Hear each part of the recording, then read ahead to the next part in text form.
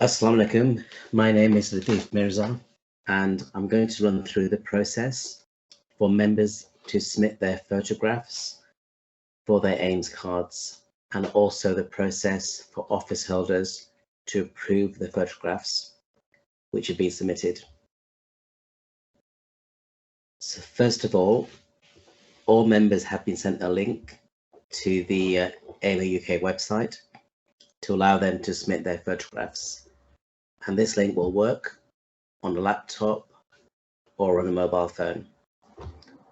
So when you see the link here, the first thing to do is type in the AIMS number. And we ask everyone to please ensure that the AIMS number is correct. If unsure, please check against your AIMS card. Then type in the full name.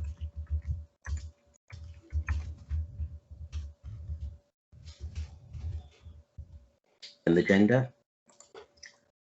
Then the drop down for the Jamaat.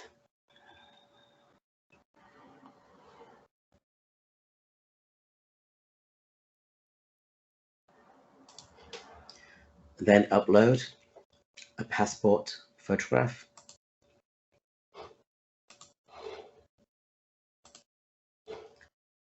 Finally submit this form. And that completes the process for submitting the new photograph for the AIMS card.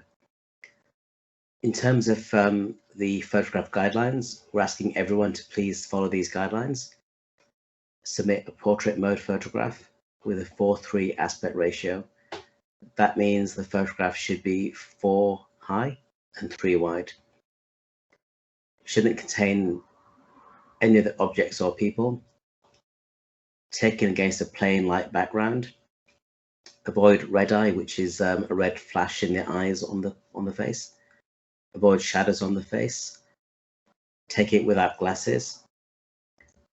And both men and ladies may wear a head covering, as long as this does not obscure the face. So that's the submission process for photographs. I'm now going into the process for approving photographs. The approvers will be local Sadaras, local general secretaries, or any office holder who's been approved to verify the photographs of members for the local Jamaat. The verification process uses Microsoft Teams, and you will need to log in to your official AIMA UK account to access Microsoft Teams. So if I go into Teams on the browser, so I've got Office here, and I'll go into my Teams, which is here. And you will see that on the left-hand side, there's an activity box. So any photographs for you to approve will appear in your activity feed. The other way of finding them is if you go down to here, click here, you'll see the Approvals app in Teams. And if you select this, you will see all the photographs that you've been requested to approve. So you can see here there's 5 test approvals, and they're all in requested state, which means I need to action the approvals for these 5. So let me just do the first one. So if I go to test person 1, you'll see here that you've got the AIMS photo, this is the AIMS number, and this is the name. And the first thing you'll see is a link to where the photograph is stored securely on our SharePoint site. So if I click on this link here, it will open up a link to show the image that you're approving. Then if I go back to the approval app on Teams, I can now select approve or reject. So if I reject, I should put comments here. So I could say that this is not correct person. There is a mismatch between the AIMS number and this individual. or any comments that you want to do on reject. And then submit your response. And that's now shows that this person has been, or this photograph has been rejected.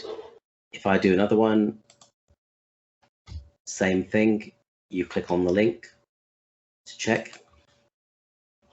This is the image. Go back and you can just select approve.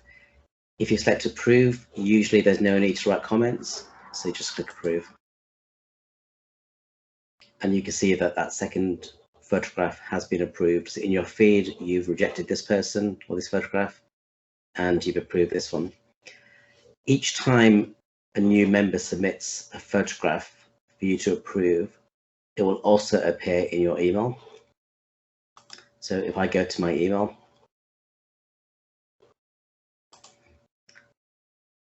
you can see here you've got emails for each person that submitted. Test person 1, you can see that it's already been completed on Teams. Test person 2, you can see again already completed. If I go to test person 3, I'll show this. So I've got my approve and reject options, and again I have a link to where the photograph is stored securely on SharePoint. So if I click on the SharePoint link,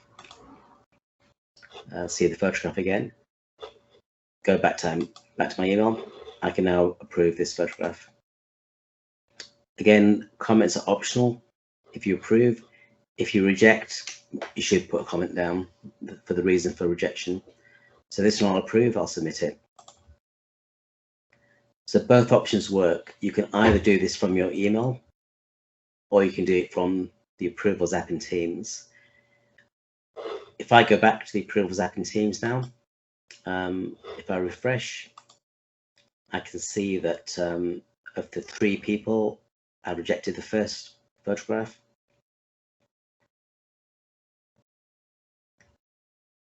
I've approved the second, and I've approved the third. I've still got another 3 to do. This process will work the same way on a mobile as it works on a web browser.